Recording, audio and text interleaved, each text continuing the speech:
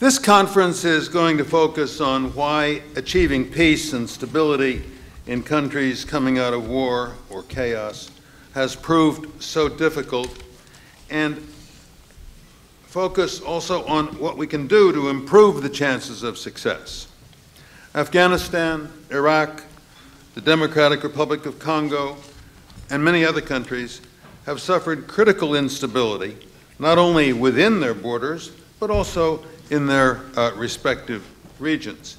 Many of these countries have become incubators for terrorism, trafficking of drugs and people, piracy, and other illegal activities.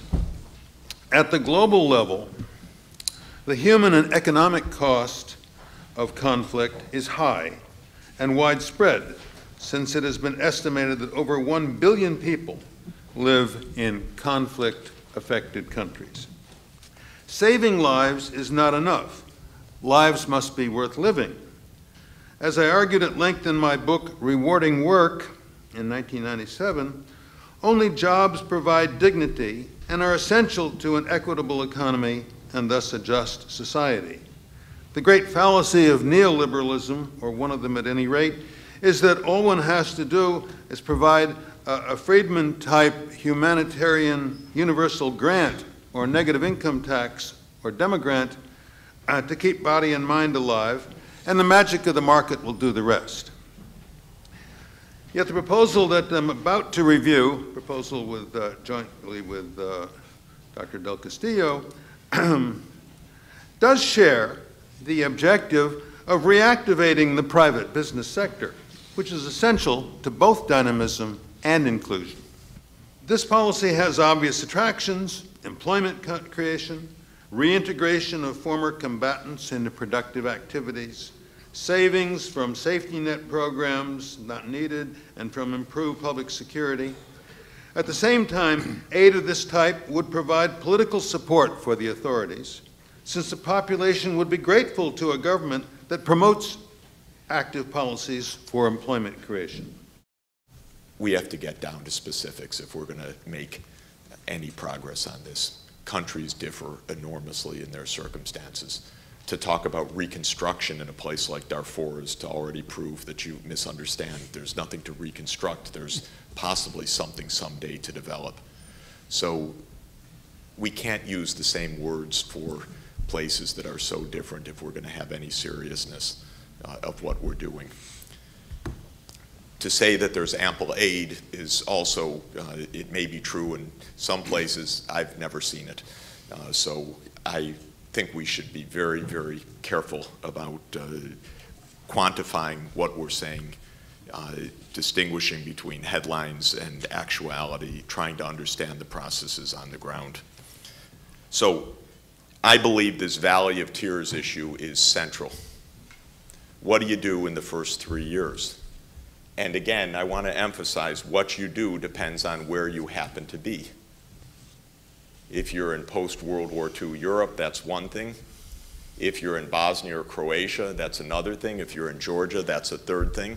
If you're in the Ogaden or in Somalia, that's a fourth thing. If you're in Afghanistan, that's a fifth thing. If you're in Darfur, that's a sixth thing. These places have little to do with each other. And being rural versus urban, having infrastructure, not having infrastructure, repairing a bombed out road versus being in a place that has no road, different strategies. Being with peasant agriculture versus an urban industrial setting, different strategies.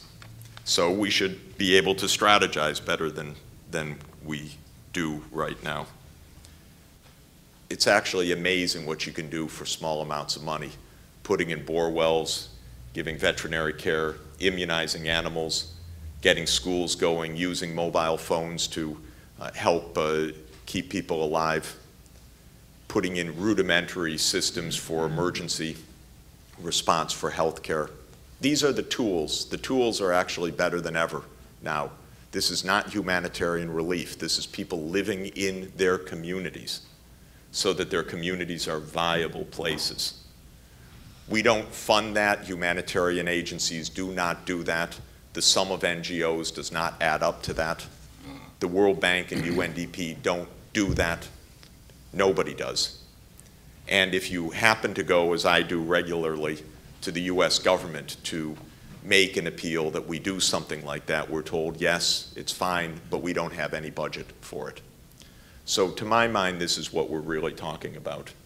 And I think it is trying to be site-specific, very practical, understanding the time dimension, understanding what can be accomplished in what period, understanding the institutional gaps, and then deciding whether we're serious in trying to create a system that can function.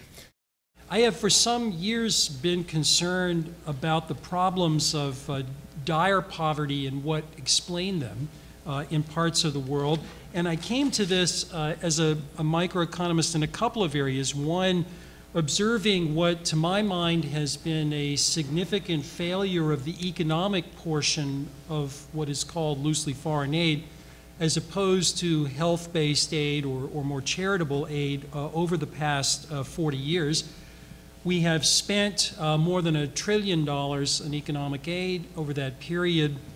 Sub-Saharan Africa is poorer writ large than it was at the fall of the colonial period.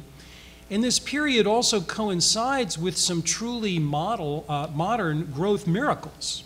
There were countries over this period that had started out in levels of poverty similar that have prospered. Some of those countries are, of course, large emerging economies in Asia. I had worked very closely with President Bush on the design of the Millennium Challenge account, which was based on some work that I and others were working on links between governance measures, institutional measures, and growth. I think that the MCA has made some wonderful progress in many ways, but I think it has some issues that I will come to in the discussion of the ideas behind the aid trap.